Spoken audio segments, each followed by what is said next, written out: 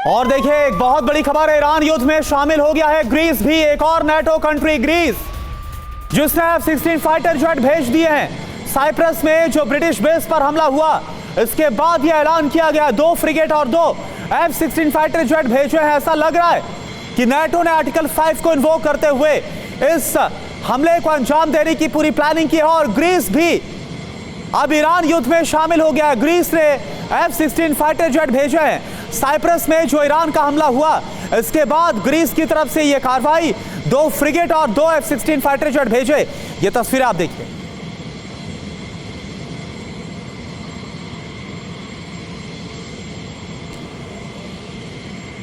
और अब ये भी समझ लेते हैं, आपको बताते हैं कि क्यों अमेरिका के लिए ईरान में ग्राउंड ऑपरेशन चलाना आसान नहीं होने वाला है। साफ है, ग्राउंड ऑपरेशन आसान नहीं होगा, ईरान में यूएस इजराइल फंसेंगे। लेकिन ऐसा क्यों है? ज्योग्राफिकली और सैन्य चुनौती को देखते हुए ऐसा माना जा रहा है।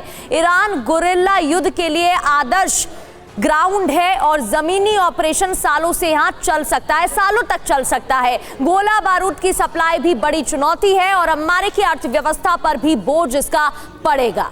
बिल्कुल। और IRGC से जंग का मतलब क्या है? आप देखिए, IRGC अनुशासित और विचारधारा से प्रेरित है। ये पारंपरिक युद्ध के बजाय ये गुरिल्ला वॉर में ज्यादा माहिर है। अमेरिका को लाखों सैनिकों की जरूरत पड़ेगी अगर बूट्स ऑन ग्राउंड को अंजाम देने की अमेरिका और इजराइल सोच भी रहे तो।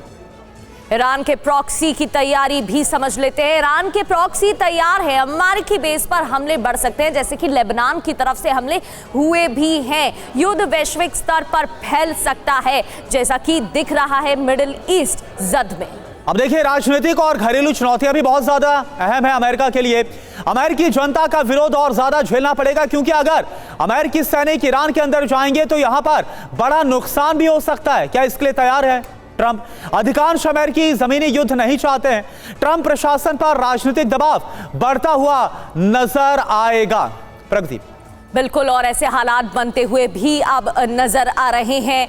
प्रोफेसर राजन सर, जिस तरीके से बताया जा रहा है कि ग्राउंड ऑपरेशन चलाना इतना आसान नहीं होगा यूएस और इजराइल के पीछे, तो आप इजराइल इतनी आसानी से नहीं चला सकते हैं, तो क्या ये वाकई में ऐसा माना जा सकता है? क्योंकि जिस तरीके से ईरान की तरफ से हमले हो रहे हैं, तो ईरान कब तक टिक पाएगा? लेकिन बात ये भी सही है कि गुरिल्ला नीति के लिए जाना जाता है ईरान को, तो इस पूरे दृश्य को कैसे देखते हैं आप?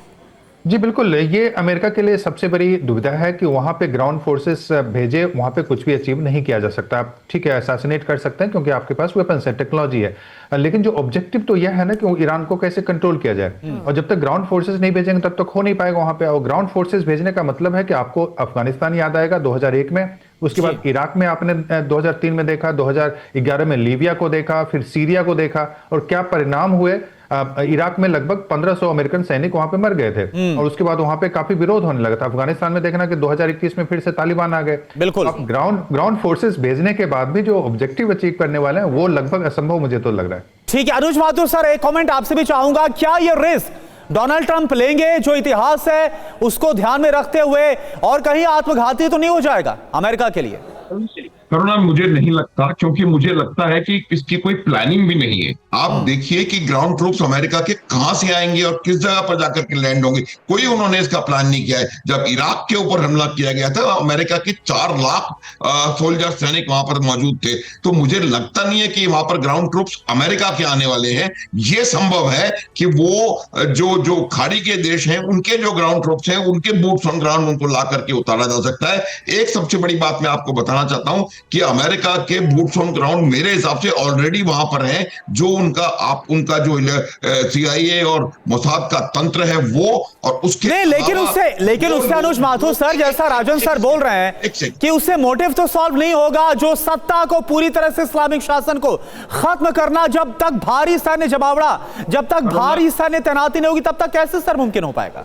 वरना मैं बता रहा हूं उसकी वजह, उनको वो निर्भर करेंगे उन लोगों के ऊपर जो कि ईरान की इस सत्ता से त्रस्त थे, जो वर्षों के दशकों के जो इकोनॉमिक मिसमैनेजमेंट के कारण परेशान थे, जो ईरान के अंदर लोग हैं, जो अभी खुशियां मना रहे हैं खामनेई के जाने पे, उनको उनका प्रयोग किया जाएगा। तो मेरा यह मानना है कि अब direct American soldier on ground आता हुआ मुझे नजर नहीं आ रहा है। वो वहां से कोई दूसरे ट्रूप्स को वहां पर लाने की कोशिश करेंगे। ना इजराइल के पास क्षमता है वहां पर बूट्स ऑन ग्राउंड डालने की, ना अमेरिका ये करने की कोशिश करेगा। उनके पुराने तमाम इतिहास उसके खिलाफ है। तो ये बात बिल्कुल साफ है। मुझे लगता है अमेरिका के पास शक्ति है कि वो बिना बूट्स ऑन ग्राउंड करे इस चीज को कर सकता है। उसकी वजह बताता हूं। अगर आप आईआरजीसी को और आईआरजीसी की हायरार्की को पूरी तरह से डिस्ट्रॉय कर सकते हैं, तो मुझे लगता है वहां के हालात बिल्कुल जो वो चाहते हैं वो बेहतर होने की संभावना है। आईआरजीसी ठीक कहा सर आपने।